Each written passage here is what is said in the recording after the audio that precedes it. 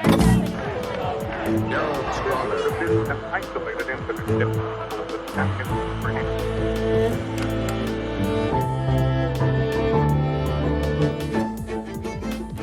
So I turned on the TV, and they had a bulletin on it right away that Son of Sam was, got caught.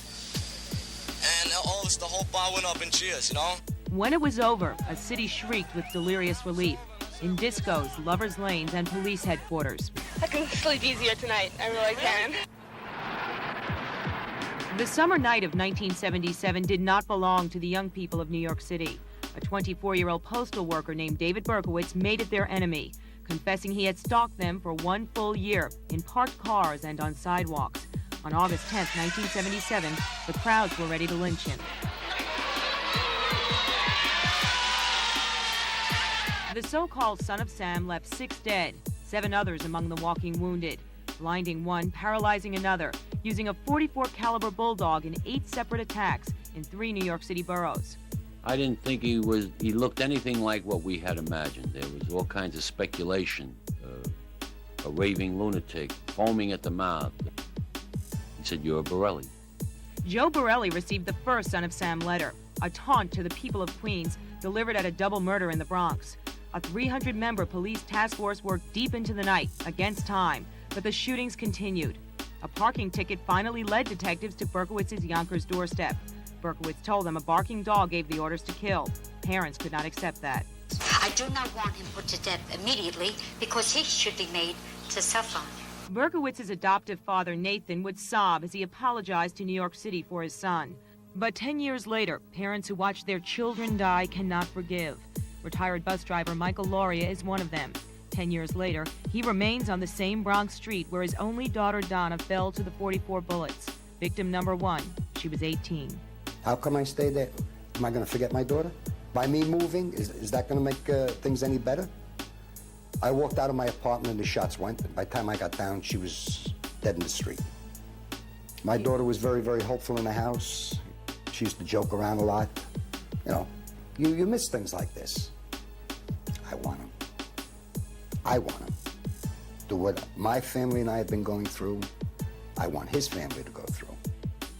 I was shot in the top of the head, right here, and there was a plate inserted. 31-year-old Carl De Niro was shooting victim number 3, ambushed in a Volkswagen on a street in Flushing, Queens. He spent 8 months recovering, suffering severe headaches and nervous tics. But 10 years later, he still lives in Queens and looks back on his notoriety with amusement. What would people say? Well, they'd walk over to a girl and say, "See that guy over there? He was shot by Son of Sam." "Oh, yeah?"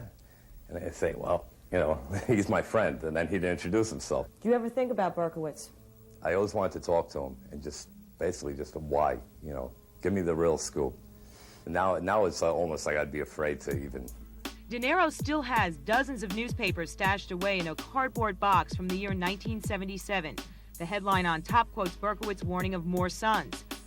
Now in 1987, the mother of murder victim Stacy Moskowitz, the last one to die, the only blonde, believes what Berkowitz said then, that he had accomplices.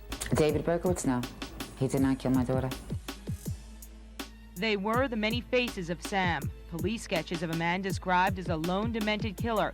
The faces never looked the same.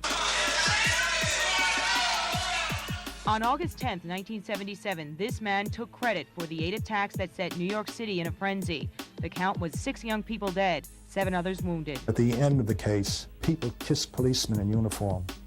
There was a great relief to the people themselves. But Queens District Attorney John Santucci was not relieved. 10 years later, his Son of Sam file remains open but inactive. The subject makes him uncomfortable. You think Berkowitz acted alone? The muted reply, "We didn't think so then, we don't think so now." The police wanted one lone demented killer. The group went along with it.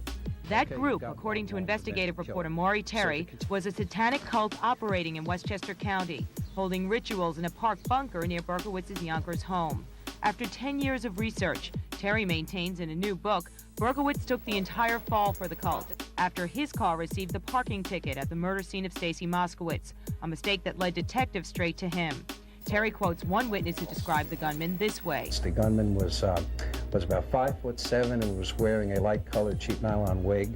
Plus, the shooter was seen fleeing through the park, opposite where the shooting occurred, getting into a yellow Volkswagen, was seen by other witnesses as it sped up the block. Berkowitz drove a cream Ford Galaxy, and attorney Harry Lipzig, who represents 2 surviving victims, says Berkowitz told him 3 to 4 people participated in each crime as wheelmen or lookouts, and that Berkowitz only pulled the trigger himself in the 2 Bronx attacks. And his testimony definitely was to the effect that there were others involved. It was a group of 22. Lipzig believes Berkowitz, and so does Stacy Moskowitz's mother, who claims the cult came after her in 1981, warning her to keep silent and scarring her with a razor.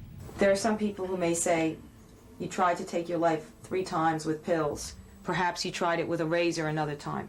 What do you say to them? Look at me. Do I really need this type of attention to have to cut myself up? I don't think I'm that ugly. We looked into cult activities. We looked into a variety of things. I began that case with the very first homicide that he committed. And he told me how he got to the scene, what he saw at the scene, and how he left. And he followed each case with the next case, and the next case, and the next case to the end. Yet Maury Terry points out the famous letter to Daily News columnist Jimmy Breslin, where the killer mentions his aliases. One, the 22 Disciples of Hell. Another, John Wheaties. John Wheaties was in fact John Carr, who was the real-life son of Sam. The famous Sam lived in the shadow of Berkowitz's apartment and complained the young postal worker had shot his dog Harvey. Within a year after Berkowitz pleaded guilty, both of Sam Carr's sons were dead, John from a rifle blast in North Dakota. His friends told the author Berkowitz had visited there, and both men bought .44 calibers in Houston. Terry believes the other son, Michael, a graphic artist, wrote the famous letters. Well, every agency that was involved at the time tried to make connections between the Carr brothers, if you will, and the son of Sam. No connection legally was ever made. Terry claims the cult is still operating nationwide, tying it to the murder of Long Island producer Roy Radin, with connections to convicted killer Charles Manson. Terry even tries to link the disappearance of 3 Long Island teenagers in 1985 to the group. Nassau County District Attorney Dennis Dillon listened, but did not accept it. He did find some pallets, wooden pallets in that area that had satanic markings on them. It could have been something just copied off a record album, because some of these satanic emblems are found on record albums. The fact is, the New York City killing stopped after the arrest of David Berkowitz. Terry claims the cult got tired of its game, but the so-called official Son of Sam story, based on police transcripts, points out Berkowitz had intimate knowledge of each shooting, even remembering what brand of soda Robert Violante was drinking before the last attack.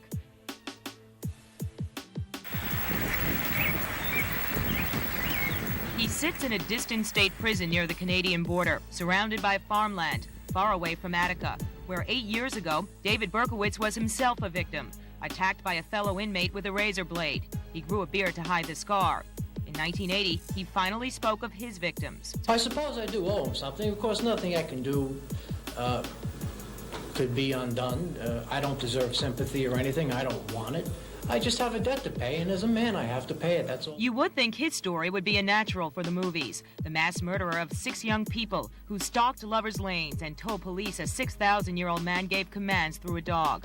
Parents of dead children demanded the death penalty. But I want that man dead. He's not even a man, he's a pig. He's just a pig. He's a pig animal. My daughter was 18 years old, and that's what he took out of my heart, 18 years. Only one TV movie was ever made, focusing on a detective in the case. Berkowitz was portrayed this way.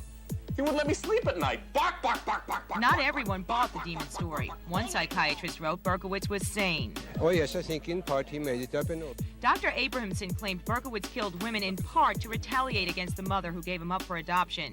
The .44 caliber killer held his Attica press conference to denounce another book that claimed he had attacked others before the Son of Sam case. I had done enough harm without having to more than double the body count in order to make the book sell. The case of David Berkowitz inspired a Son of Sam law, which states no criminal can benefit monetarily from his crimes.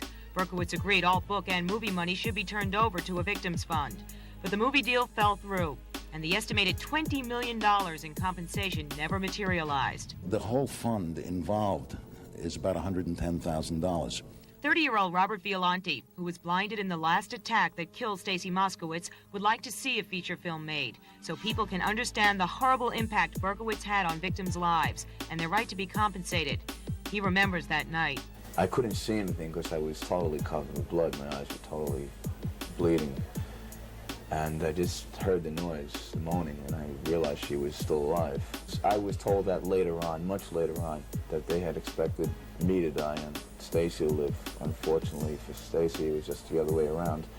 And I'm very grateful that I was spared, because I believe in destiny and I believe that my time wasn't up. Thank God, though, for the post office. They gave him a lovely job, and he's happy with it.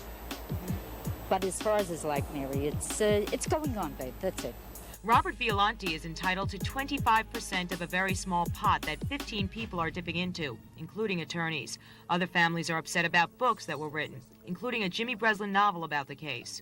He had breakfast at my table, and he turned around and he wrote this book with these kids, and he made every one of them look like a bunch of tramps. Nisa Moskowitz does not expect any money and has spent these past years volunteering for a Brooklyn Leukemia Society. She herself fell victim to stomach cancer 4 years ago. She still remembers soothing her daughter Stacy before she lost a 39-hour fight for life. I kissed her. She says, Mommy, I have a very bad headache. I said, it'll go away. And she held my hand. I lost a part of my life. I gave life to this child, and it was snuffed out for no reason. While his victims relive a haunting anniversary, David Berkowitz spends his prison time taking architecture courses and working out in the prison gym. He gave up smoking and cut out contact with reporters years ago. His father told me David realizes what he did wrong. Berkowitz is eligible for parole in 2002. Perhaps by then his story will be told on film. But for some people, it's a story they'd rather forget. The address on Berkowitz's old apartment building has now been officially changed from 35 to number 42 Pine Street. It's now gone co-op. And Son of Sam's old studio just sold for $58,000, a sign of the times in 1987. In Yonkers, I'm Mary Murphy, Channel 2 News.